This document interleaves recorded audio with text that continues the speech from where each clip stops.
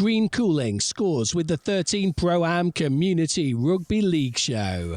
Yes, welcome along to the 13 Pro-Am Community Rugby League show. We're bringing you everything with regards to community rugby. Let's give you a rundown of what's in tonight's show. Well, of course, our good friend Dave Parkinson, he's over in Belgrade at the moment, and he will be joining us a little bit later on to give us a little bit of a match report on England's game that they play today over in Serbia. Also, we'll be giving you a rundown as well of what has been going on there for the English Lions and some of the other games that have gone on as well. So we'll just keep you in the loop with that one. Also, we're going to again get to Cumbria, find out how things have been going on there, and we will join the guys from the Cumberland Crack. Northwest Men's League, we've got results and reviews there of the games there from the Northwest, and over the other side of the Pennines, of course, we've got the Yorkshire Men's League and all the results and everything from over there. So please stick with us, and we'll keep you well and truly filled in. In the Holman Igson Cumberland League, Cockermouth went top with a 66 points to 18 home win against Flimby. Coach Liam McAvoy welcomed back Ryan Scott, and he didn't disappoint, scoring 4 tries and kicking a late goal. The other Cockermouth tries came from man of the match, Alex Butterworth, 3, Ethan Cross, Spencer Fulton, Danny Price, Lewis Bancroft, Alex Barton and Rhys Burr, with Regan Tinian kicking 5 goals. For Flimby, who had scored all their points in the first half when they trailed 30 points to 18 at the break, there were tries from Nathan Kirkbride, Rhys Booty and Dan Weir, who kicked 3 goals. Flimby's Ricky Morrison said despite the scoreline, it was a great performance for our young lads with so many regulars unavailable, and they played well. Cockermouth used a downhill pitch to their advantage in the second half and were able to pull away. Kurt de Graaf and Ben Packer gave solid performances in the forwards, along with Zach Bancroft, not missing any tackles, while Dan Weir's kicking for us was spot on. Dissington Hay scored a 28 points to 10 home win over Askham, but it had been very tight in the first half, with both teams locked at 6-all at the break. Dissington tries came from Tom Glover, 2, man of the match Kelvin Lynch, 2, and Brandon Walker, who also kicked 4 goals. For Askham, there were tries from man of the match Lucas James and Rob Cockayne, while Lewis Stables kicked the goals. Aidan Worthington, the head coach at Dissington, said it was a good hard battle for 50 to 60 minutes after being levelled at half-time. Askham came with just the one sub, so they suffered a couple of injuries, and it was hard for them. Our lads got on top and thoroughly deserved the win in the end. Chris Broadley, Askham's player coach, added, I can't fault the effort from the lads, but we just ran out of numbers in the end, and Dissington ran away with it. We had only been able to travel with just the 14 men. In the other game, Ellenborough A beat Egremont A 38 points to 20 in an entertaining game. Man of the match, Jordan Austell, scored 4 tries for Ellenborough, and he was joined on the score sheet by Luke Jackson, Grant Jones and Josh Patterson, who also kicked a goal. Sean Mumberson landed 4 goals. The Egremont tries came from Nathan Preston, Jack Pay, James Messenger and Jordan Moyes, who also kicked 2 goals. It had only been 18 points to 16 after a hard-fought first half, but Ellenborough stepped up again after the break. Paul Gorge, Ellenborough's head coach, said it was a really good game with some promising young players on both sides. We had a couple of first-teamers in and Jonathan Goulding, who hasn't played for nearly 6 months, and they helped guide our youngsters round the pitch. For Egremont, Kevin Brown said it was exactly as I expected, with 2 young sides going hard at each other. We got off to a great start and went 10-0 up before the experienced first-teamers in the Ellenborough side got them into the game. A few injuries to our forwards limited my rotation in the front row, and that was a bit of a factor. But all credit to the lads who showed a lot of heart and determination, because at one point it could have been a cricket score, and we did score the last try. And the results were, on Friday, it was Ellenborough Rangers 38, Egremont Rangers 20. Moving to Saturday, Cockermouth Titans 66, Flimby 18, Dissington A 28, Askham 10. And the fixtures for next week, for Friday, we've got the Elam and Son Amateur Cup Final, and that is between Enzingham A and Wath Brown Hornets A, and that's at Dissington, kick-off at 7 p.m. And whilst just the one game in the Oldman Igson Cumberland League, Kells A, they're up against Dissington A. So that's the news from Cumbria. 13 Pro-Am Community Rugby League Show, discussing the greatest game at all grassroots levels. So let's take a look at what happened in the Northwest Men's League this weekend. As I was saying at the end of last week's show, not many fixtures actually on because it was the trophies, all the finals being played at Oral St James. It was the Shield, the Trophy and the Cup were all being played. What games that were played, we'll give you the scores. Division 1, West Orton Lions 34, Goulburn Parkside 16. In Division 2, Wigan Springview 36, Roost Pioneers 22, and Newton Storm 42, Lee Miners Rangers A 10. Fantastic victory there for the Newton Storm. But getting back to those finals at Oral St James, and in the Shield, Foley Lane A were up against A. Warriors, and what was a really tight game with A. Warriors coming out the winners 13 points to 12. So congratulations to A. Warriors getting the first silverware of the season. Then moving into the trophy, it was Bankeay Bulls up against Rochdale Mayfield. And if I'm not wrong, Bankeay Bulls won this trophy last season. And, well, they were successful again. And they came out Bankeay Bulls 22, Rochdale Mayfield A 16. So, again, once again, congratulations to the Bankeay Bulls. And in the final, it was the Cup, and it was Oral St James up against Finch. And again, as I mentioned last week, these two teams are really up against each other, top and second in the Premier Division there in the Northwest Men's. Also, obviously, in the final here, and I'm sure we'll clash again in the playoffs later this year. But we've got Oral St James at home, as I said, and it was Oral St James 6, Finch 16. So Finch taking the spoils, and I think that's the second time this season now that Finch have managed to turn over Oral St James at Oral St James. So congratulations to Finch, and obviously that's a rivalry that's going to unfold as the season goes on. Let's have a look at the fixtures for this week. And tonight we've got down Easham Atoms should be playing Ashton Burrs. Whether that's going on, we'll bring that to you. Reason to say that, because moving to Saturday, which is obviously only 3 days later, Ashton Burrs will be taking on Oral St James. Foley Lane will be taking on Latchford Albion. Shevington Sharks will be making the trip over to Finch. And Easham Atoms, well, they'll be up against Alton Falmouth Hornets. Division 1 sees Tatooine Crusaders Air travel all the distance to Ulverston. Burton Wood Bridge welcome Inley to Burton Wood. Goulburn Parkside will be up against the West Orton Lions, and Chorley Panthers travel over to Salford City Roosters, and Dalton will make the long journey to Wigan St Cuthberts. In Division 2, Highpool Tigers welcome West Bank Bears. Newton Storm take on Wigan Springview. Roost Pioneers, they'll be up against Rochdale Mayfield A. Moving on into Division 3, Bankeay Bulls welcome Runcorn Highfield. Blackpool Scorpions will be up against Garswood Stags. Cadishead Rhinos make the trip to Clotface Miners A.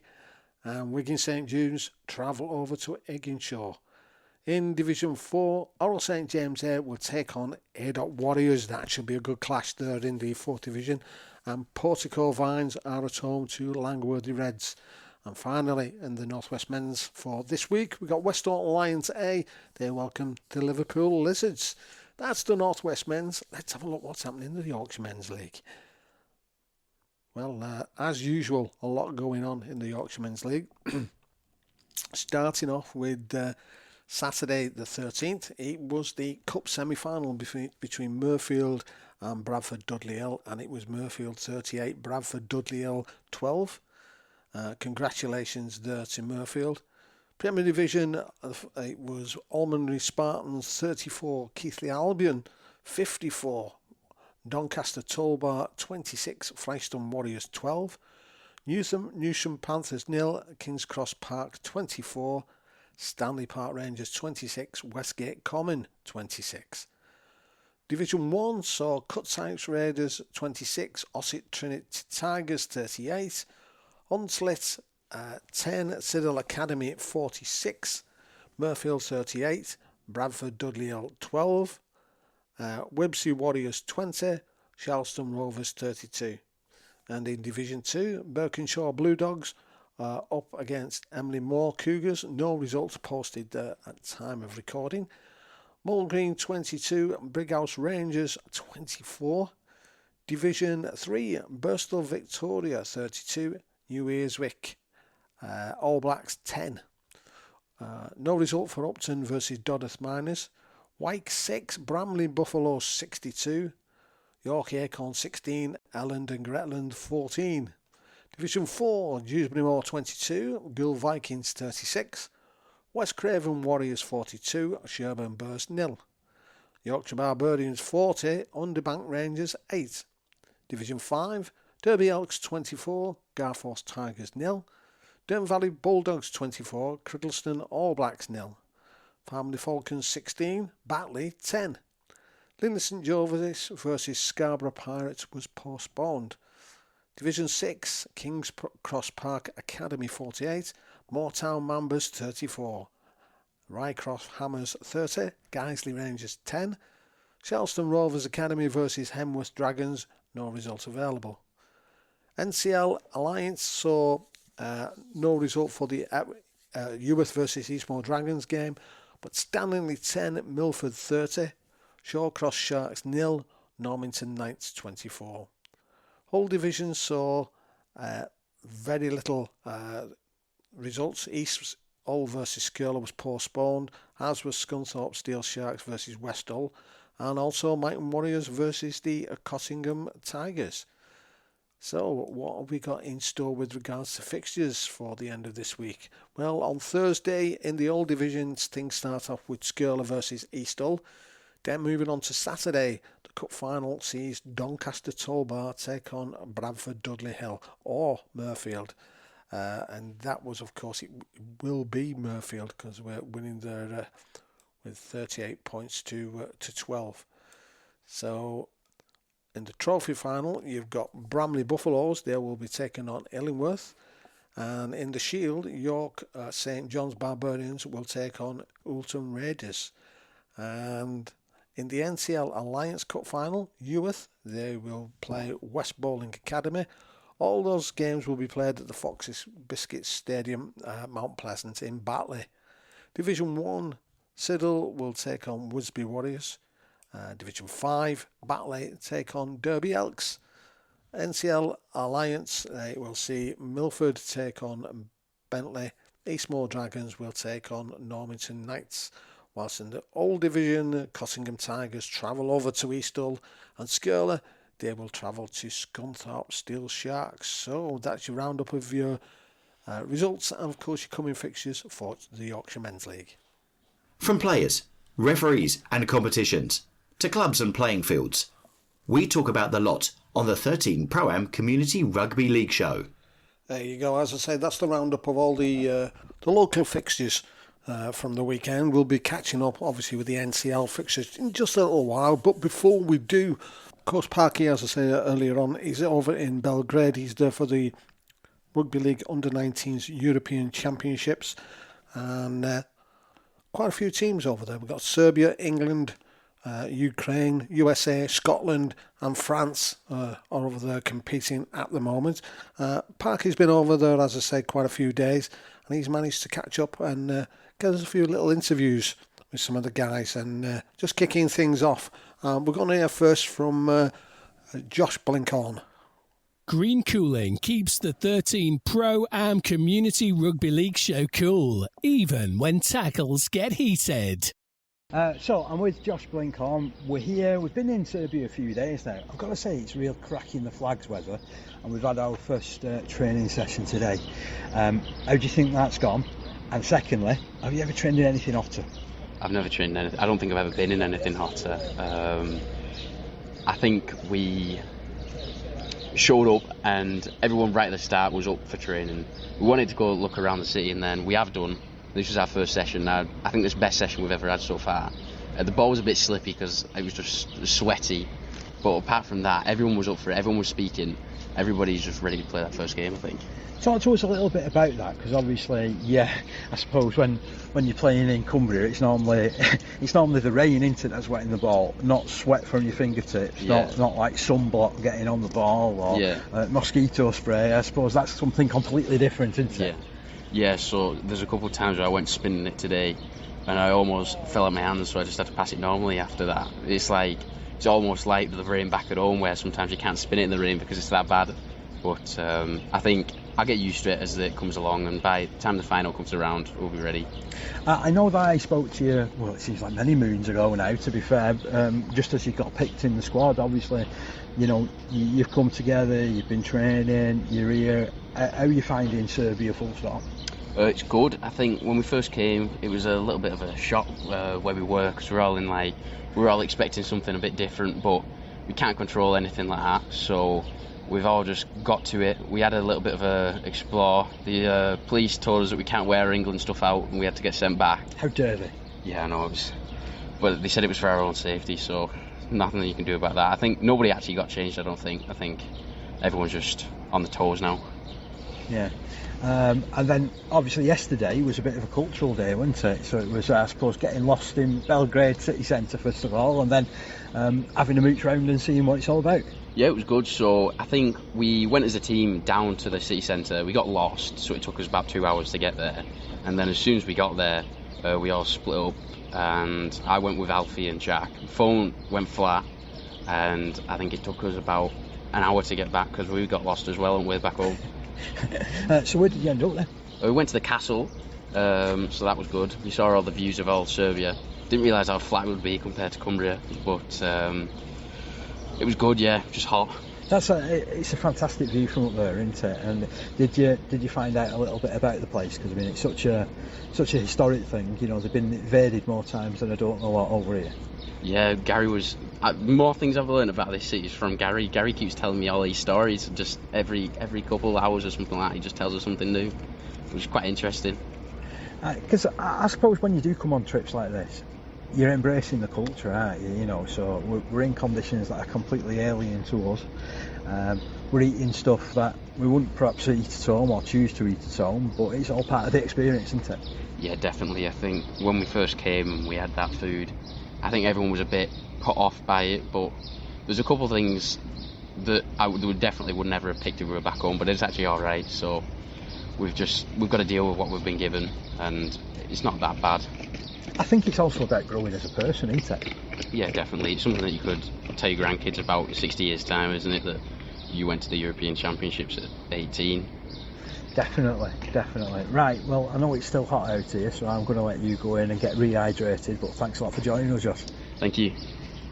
13 Pro-Am, giving a voice to Community Rugby League. There you go, that's Parky catching up with Josh Blikhorn, telling about their exploits of going in and around Belgrade, where the guys are there. And that's part of course, of the tour, is exploring these new places, and it's all memories for the guys to tuck under the belts and for have discussions with obviously their teammates, etc. When they're on the way home and when they manage to meet up in years' time. He then managed to catch up with Henry Ogden, and this is what Henry had to say. Off-field chill, on-field fire. Green cooling fuels the 13 Pro-Am Community Rugby League spirit. Okay, I'm alongside Henry Ogden. Henry, yep. Welcome to Serbia. Yeah. How have you found it so far, mate? Oh, it's great. It's a beautiful country. It's really warm. All lads are in good spirits. All enjoying it. We've just had our team photo taken. Yeah. What's that like? Have you been involved in anything like that before? No, not really. I've been. I went to Canada with my school team when I were in year 9 or year 10, and that were really good. And it's sort of like that, but with a better set of lads out here. Just tell us, because I mean, obviously you've been building to this for 18 months. You mentioned there about that camaraderie and being alongside the guys. What's it been like training with them all and getting to know them? Oh, it's great. I feel like a lot of them are like my best mates now. Really, you can't beat it with a good, strong team around you. So I've known a few of them longer through Siddal, my community club. But yeah, they're all great lads and love them all to bits. tell us a little bit about your journey in rugby league as well. So you're a Siddal lad. Yeah, I'm a Siddal lad. I've been playing there since I was 6-year-old or so.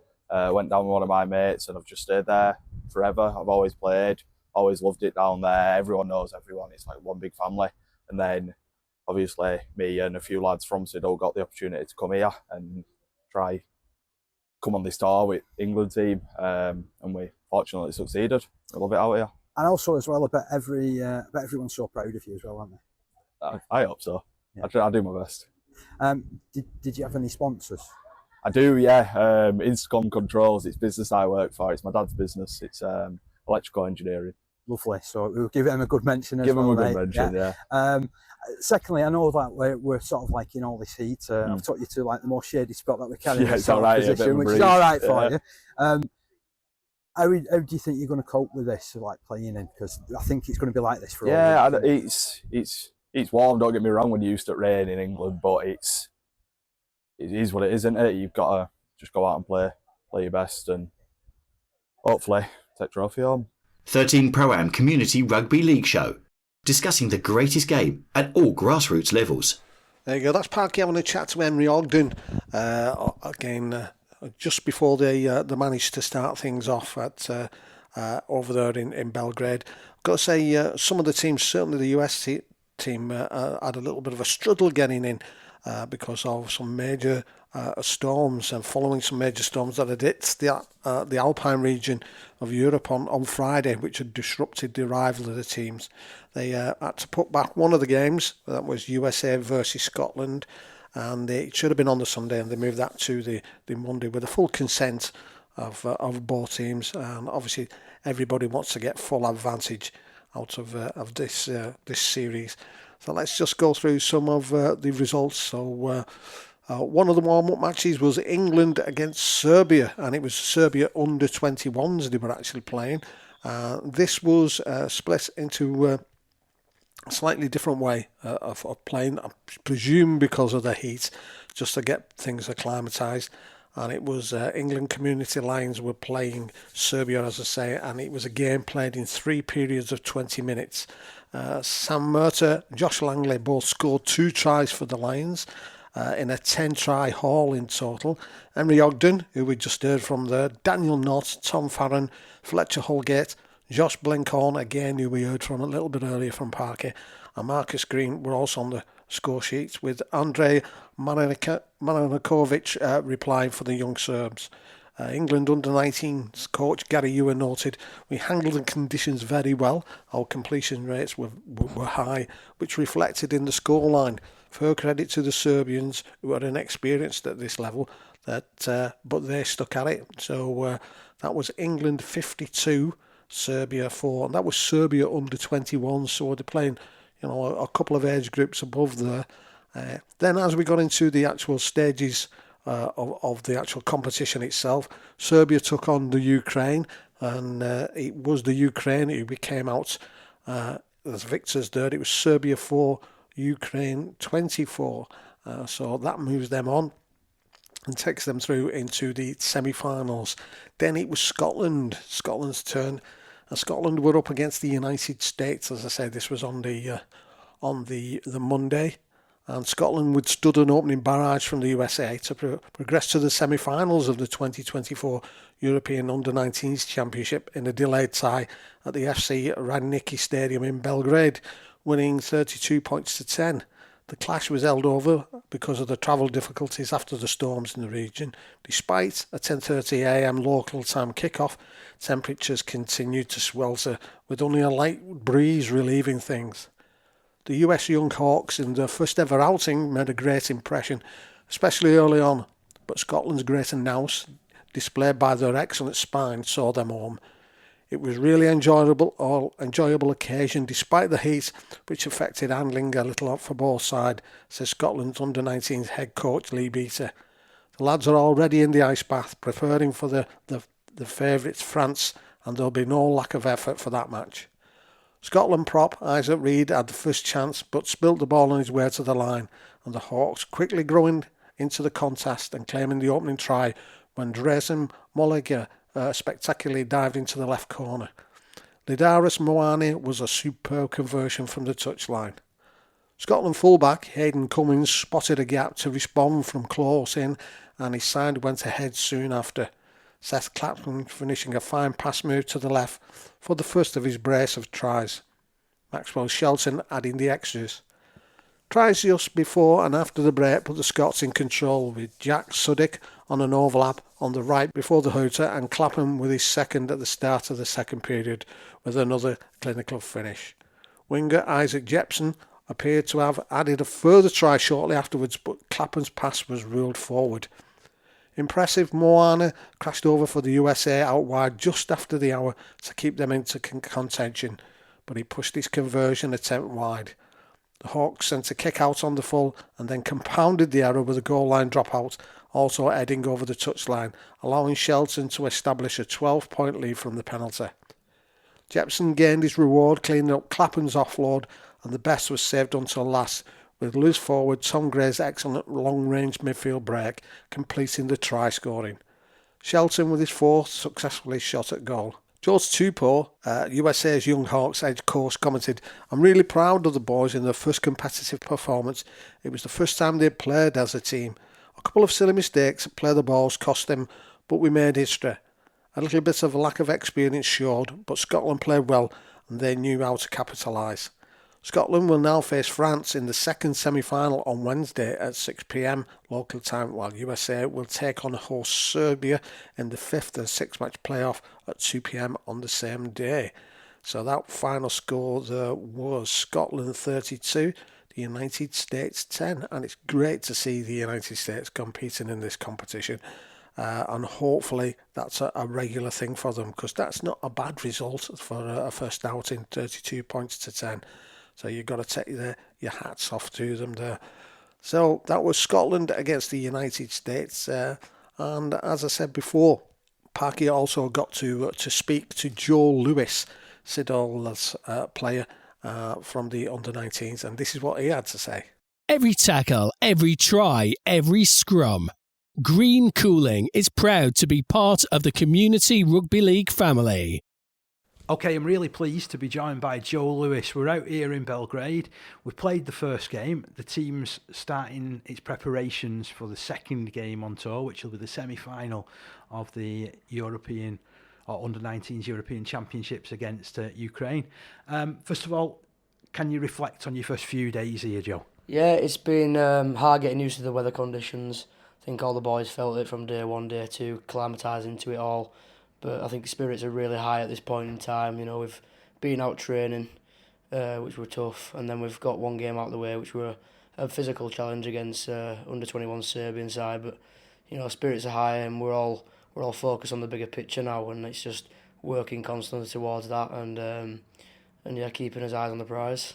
I think there was a number of good signs, to be honest, in that Serbia under-21 clash, wasn't there? I think the way that you took the game away from them in that second 20-minute period. Yeah, it was. We knew we were in for a physical battle because they're a big bunch of lads, but we knew that we were going to outpace them with our fast young lads, and we had good skill assets, which definitely proved to show, especially through the back end of the game. We scored some lovely tries, a lot of good solo efforts from good players, and yeah, a pretty solid overall team performance. And I've got to say as well, you know, that it's the hottest that I've ever known rugby league to be played in or training for.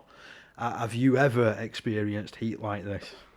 I mean, we're from UK, so we don't get much like that. I think when we played France for the 17s last year, we had a few hot conditions, especially when my shirt was extra large and I wear a medium normally.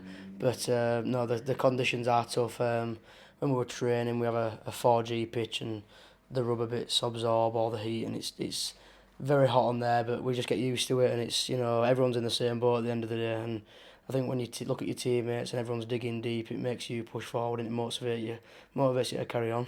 And I get the feeling as well that this squad, I mean, it's been coming together for 18 months, hasn't it? You know, so it's not an overnight thing. But I just get the feeling that since you've all come over here, things have got closer between all of you. Yeah, I mean, we've been training for, like you said, 18 months. A lot of personal interactions, but I think this has brought us a lot closer than ever before. Even on the travel here, with complications here and there, and things we've got to suck up for and bite his tongue about, and I think everyone's just knuckled down and proper got to know each other, and we all seem really close bonded. And I think that shows on the pitch because we work for each other really well, and we show really good team spirits. Because to be honest, from a culture point of view, it's again very, very different, isn't it, from the UK over here? Yeah, I mean, the food, it's brilliant round Belgrade. We've just been soaking it all in. Day one when we got here, we just took a day to walk around and embrace it all. And I think it's good that we can have the mentality to be able to perform, but at the same time enjoy his free time and control his nerves but definitely be ready to focus when we need to. Are the nerves ahead of this semi-final against Ukraine? Yeah, I mean, we watched their game for the first half, and all the lads watched it on the live stream on the way back from our game. They put in a good performance against Serbia. They've some big physical boys, and they're definitely a very, very courageous and confident side. So they'll definitely be a challenge for us. But we've been keeping ourselves up, and everyone can hold themselves, and individual performances and team performances will definitely come together, and we should get the victory. Tell us a little bit about yourself and your journey, and of course you're part of certainly one of the better known community clubs up and down the country in Siddal, aren't you? Yeah, I'm a Siddal boy. I've been playing there all my life through family. Started when I was about 7-year-old, worked my way up, and in the last year or two got picked up by the Lions last February for a trialling. Whilst then playing for the 18s, in a season we won the Yorkshire Cup, the National Cup, and then went on to play in open age as well. So it's been a very busy journey. We've been playing for 18s, open age, and the England at the same time. But I won't change a thing about it because I love my community club and I owe it all to them for where I am now. Did you ever anticipate, if you looked at yourself maybe like 2-3 years ago, that you'd be in this spot now? No, I think I never saw a bigger picture than playing community rugby, and that's what I love.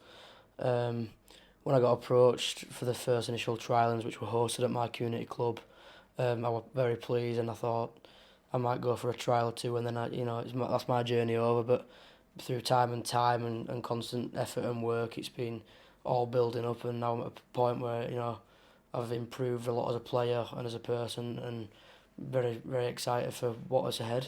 So has it made you look at yourself like differently? You said about coming on as a person.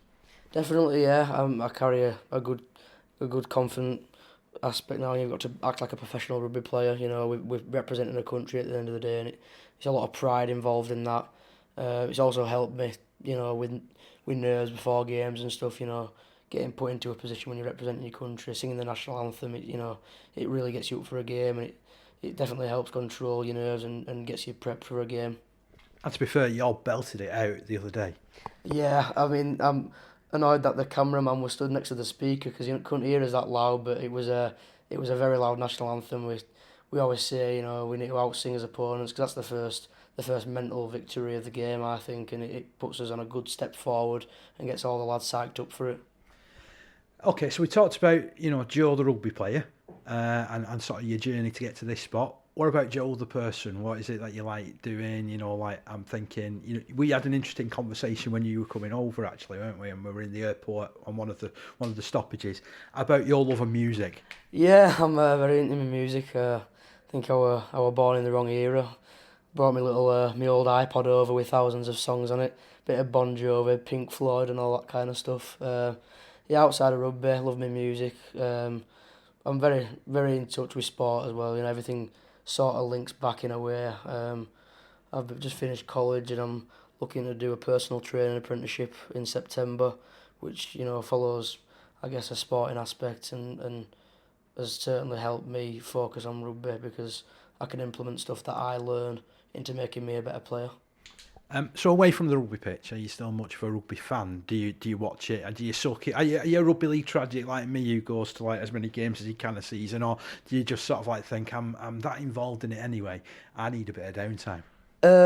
Sometimes you have to take your mind away from rugby because it gets a bit intense. But I'm a big Wigan fan, which is controversial coming from Yorkshire. But I can't. I mean, it's my dad's fault. I follow Wigan But even community rugby, when I'm not playing, I love to be down at the club. I love to watch younger ages, older ages, and I love the atmosphere, and it's just part of my life, really. To be fair, you mentioned about being a Wigan fan. Does that have anything to do with the likes of Mark and Smithies and Amir Burra, having been, Siddal boys? Yeah, I suppose it's a weird link. I mean, we've got great talent that's come through Siddal, and it's just a good coincidence. Morgan Smith is a great lad. He's now at Cumbria, cracking on in Aussie. He sent me a message before we came, actually, wishing us good luck for the tour and stuff. So I suppose there's a little bit of a link there, yeah. Tell you what, that's one heck of a contact on your contacts list, isn't it? Yeah, definitely. I've even got Liam Marshall on my Instagram DMs. I remember when he first made his Wigan Open Age first team debut. I gave him a message after the game saying, "Well in, lad, well played," because I think he won the under-19s Super League when he was still at Wigan, and I got a picture with him in the stands after the game. So I sent him that and a few messages, and I luckily got a response, and I thought he was my best mate from then on. I mean, that's fantastic, isn't it? But to me, that just sums up rugby league, all the people what are involved. We're all in it for the right reasons, aren't we? Yeah, I mean, everyone's here to play. It's one of them sports where it's, you can be as angry as a person on the pitch and give anyone a bit of stick on the pitch, but after the game, especially in community rugby, you get round each other, have a drink and have a nice time and socialise. Joe, thank you ever so much. I look forward to listening to this iPod, and I'll catch up with you soon, mate. Yeah, I'll get them playlists on the way home, and we'll have a nice party. But yeah, thank you for having me. There you go. That's Joe Lewis from Siddal. Absolutely outstanding young man, and of course Siddal and both his parents as well can be more than proud of him. And it's great to hear certainly about the guys who from Siddal who have made it in the pro ranks, getting in touch with him to wish him all the best for the tour. And that's what it's all about at the end of the day, is not forgetting your roots. It's very, very important. And of course, Joe, they're talking to Parky prior to the game today, the semi-final today for the England Community Lions against Ukraine. And actually, we've got a match report from the man himself who got in touch a little bit earlier on. And this is Parky. Well, it's all over here in Belgrade, and England Community Lions under-19s, they're through to the final of the under-19 European Championship following a 10-try success over a spirited Ukraine. Ukraine troubled the scorers first after striking a penalty from Ihor Yafanov, but the Lions soon took charge thanks to scores from Kells Sam Murta and Wathbrow half and skipper Devon Sharp. Then, 15 minutes in, Tom Farron went over, bouncing off the uprights after Miller Dalton's pass. George Jameson booted all three conversions, and it was 18-2 at the drinks break. Sharp then opened scoring in the second quarter with an excellent couple of dummies, and Jameson kept his 100% record with the boot before Ihor Yefanov kicked a second penalty to nudge Ukraine to 4 points. Ukraine then rallied before Marcus Gina zipped over, with Jameson stretching the lead to 30 points to 4 at half-time. Ukraine were dogged and kept the Lions at bay for nearly 20 minutes in the second period before Marcus Gina stepped inside to ground the ball. Siddal's Henry Ogden went over for the Lions 4 minutes later, and Blackbrook's Josh Langley sped through the middle for Jameson to goal and make it 46-4. Two further scores for Dalton's Daniel Knott in the last 10 minutes moved the score on to 58 points to 4, with Jameson completing a 9-goal haul. Every tackle, every try, every scrum. Green Cooling is proud to be part of the Community Rugby League family. There you go. So England through to the final of the European Championships, under-19 European Championships. And again, a bit of a convincing win there, 50 points or more up. Great tries. So that's 2 games where they put some really big points on the board, and obviously in trying conditions from a weather point of view. As we were saying a little bit earlier on, France are taking on Scotland. That is in progress at the moment. And a little bit later on, the USA, well, they take on Serbia for that 5th and 6th place playoff. So it's looking very interesting there. And of course, Parky will be keeping us in touch with all the interviews and updates on any scores that are going on, certainly, and letting us know what's going on from a final point of view.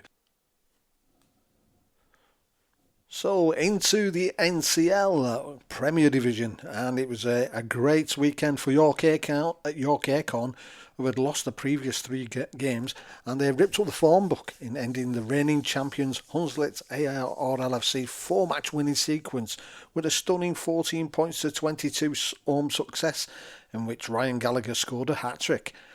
The victory, which hoists the Thanet Road outfit into top 6, was all the more remarkable for Acorn, having to recover from a 10-point deficit inside the first 4 minutes. The triumph was also achieved despite Archie Wilcott being sin-binned for 4 minutes before the break for a late challenge.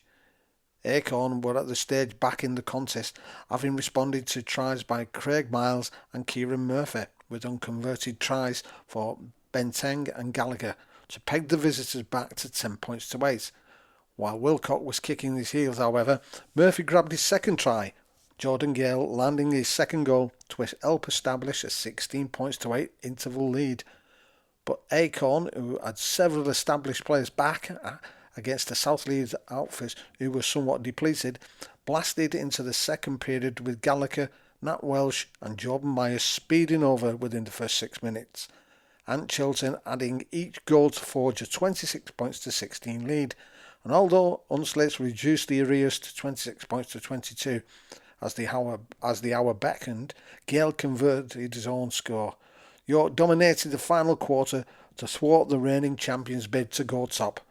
Josh Parker crossed on 60 minutes, Chilton adding the extras, and after Chilton had booted a penalty goal, Gallagher sealed a notable triumph with his 3rd try, Chilton again adding his 6th goal. The action closed with the visitors Jack Briggs being sin-binned for a late challenge. The other top-flight match also involves success for the lower-placed team. Hunslet's Josh McClelland takes on the York Acorn defence. Loch Lane are now out of the relegation zone courtesy of a 28 points to 6 verdict over a Thatterweath side who have been seeking the top 6 spot themselves, but are now only above the Castleford outfits on points difference. The Heaths scored first via Connor Dwyer crossing in the 3rd minute and Jake Dickinson improving. The Lane, however, opened their account when Callan Appleby nipped over and the hosts went in front 6 minutes before the break. Lewis Birdsall crashing in and Nathan Fozzard goaling. Fozzard converted Charlie Muir's touchdown 4 minutes after the resumption, the visitors Dwyer receiving a yellow card 3 minutes later for dissent. And before the miscreant returned, Loch Lane stretched their lead to 16 points. Chris Siddons nipping over and again Fozzard improving. Tempers flared though 10 minutes from time and the hosts Morgan Punchard and Dan Maskell together with visitors Chris Huff and George Egg being sent off. And the Lane, who are now the form team in the section with 3 successive wins, made best use of the extra space. Connor Jordan sprinting in and Fozzard landing his 4th goal. So there we have it, and we've got the results from the Premier Division. As we said, the Loch Lane 28, Thatterweath Crusaders 6, York Acorn 40, Hunslet's ARLFC 22. In Division 1, leaders Waterhead Warriors cruised to a 9th successive win with a 32 points to 6 success over one-time pace setters Dewsbury Moor.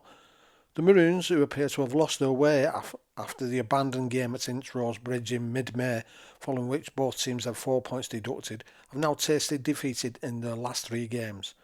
Waterhead were 14-0 up through a Matthew Holland try and a Will Lynch brace. Keegan Brennan added a goal before Bradley Barnes crossed for the Moor a minute before the break, Bradley Foster improving. The Moor needed to score next to open up the issue. Instead, Danny Bridge and Jensen Hamilton popped over for the Warriors by the 50th minute, Hamilton adding a goal to forge a 24 points to 6 lead. And a penalty goal by Hamilton, who also converted Andy Joyce's try 10 minutes from time, completed revenge for the 8 points to 4 reverse in Dewsbury. Wigan St Patrick's and neighbours Ince Rose Bridge were level at the break at 6 points all, but the Bridge cruised to a 38-6 win to end the home side's 3-match winning run in registering a double after a 28-12 home success. Leapfrog Pat into third place on points difference. Peter Valentine, who opened his side's accounts on 17 minutes, completed his hat-trick with a couple of late tries, and there was a brace for Mason Fillingham. Rob Valentine closed with a try and 5 goals, while the Bridge's other touchdown went to TJ Boyd. Pats, meanwhile, were unable to add to Taylor Island's try and conversion. A missed opportunity by Tom Danby, who lost possession when over the try line in the closing second, condemned Skirler to a 16-4 defeat in Friday's relegation derby at Hull Dockers. The visitors, who had prevailed 48-38 on their own patch, opened the scoring in the 16th minute with a Carl Puckett penalty goal, but trailed 10-2 at the break after leaking tries by Craig Cook and Dan Studeby. The Dockers stretched their lead to 14 points when Cook nipped over 12 minutes after their restart, Ollie Agar adding his second goal. Skirler, however, bounced back with tries from Brad Graham and 6 minutes from time Jack Danby. Puckering's 2 goals reduced the deficit to 2 points, but the Green and Whites were destined to take the spoils. Meanwhile, bottom side Clotface Miners pushed Crossfields, who had lost their previous 3 games, hard before slipping to a 7th reverse on the trot. The mid-table Soap, who had won 30-10 in Warrington, led 10-0 at the interval, courtesy of tries by Joe Cowie-Love and Tom Smith, the first of which Brad Stanway improved. Clock got back into the equation 4 minutes after the restart, with Lewis Geraghty converting Kenny Hughes' score, but Crossfields rode the sin binnings of Jack Brown for descent on 52 minutes and Jack Williams for a high tackle on 59 minutes to earn a 10-6 victory. The Miners' Mike Rotherham was yellow carded 4 minutes from the end for a high tackle. A late Adam Butterall penalty goal awarded for a high tackle 40 metres out and midway between centre field and touchline outstandingly snatched a 20-20 draw with Leeds neighbours Oulton, who had won 30-18 on their own patch. The hosts, who had lost their previous 4 games, are cleared of the relegation zone thanks to the salvage points, while the Raiders' bid for a double was thwarted despite having scored 5 tries, with Kieran Lowry being able to land any of the difficult conversions. Oulton recovered from 18 points to 8 adrift early in the second period with Kean Watson brace and Harry Candler's second try.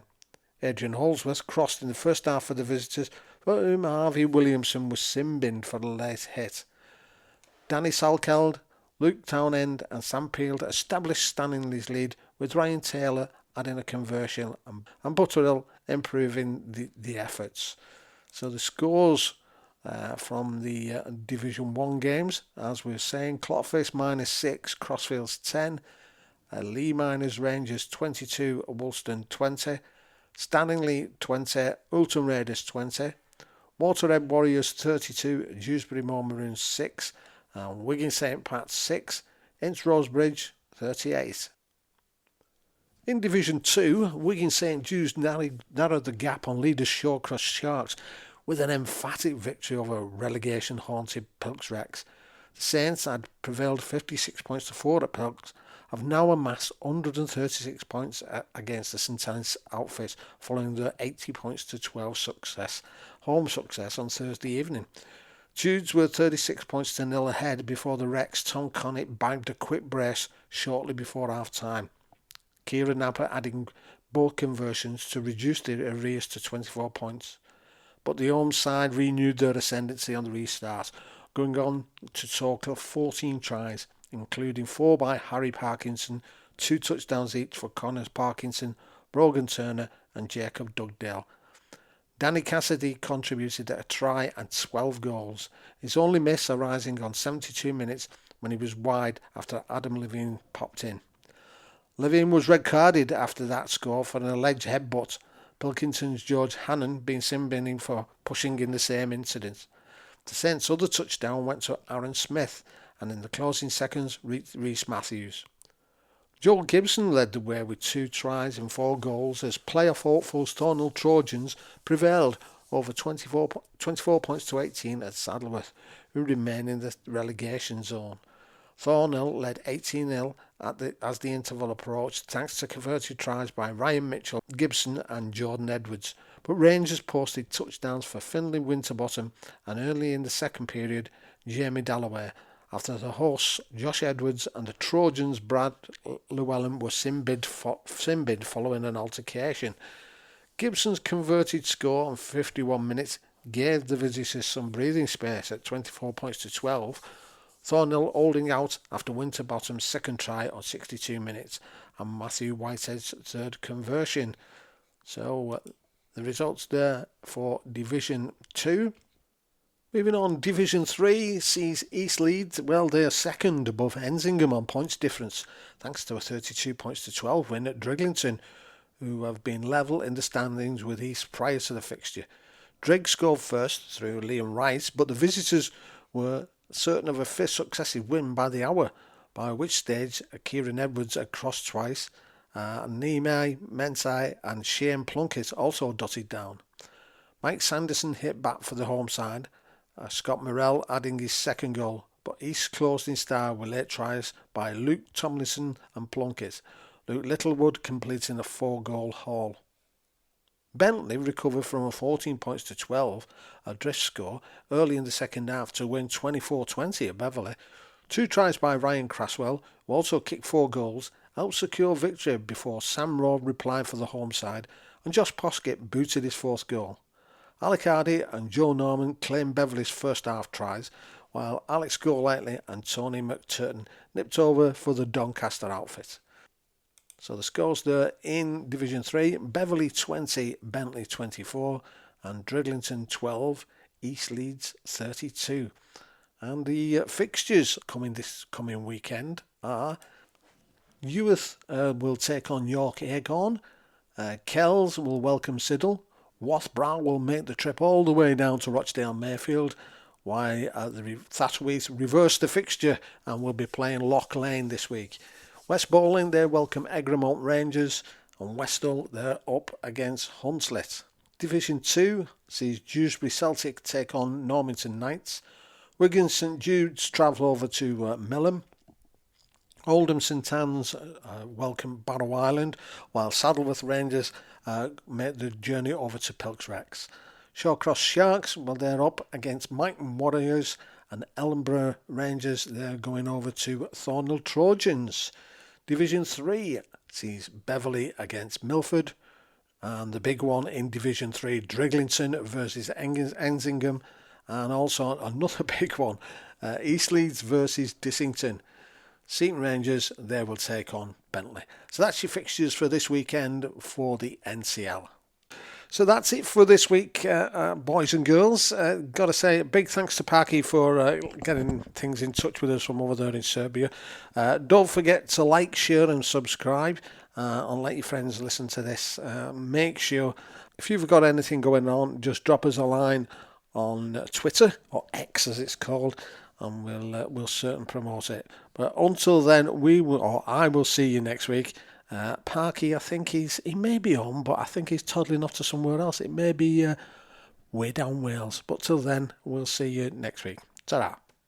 Every tackle, every try, every scrum. Green Cooling is proud to be part of the Community Rugby League family.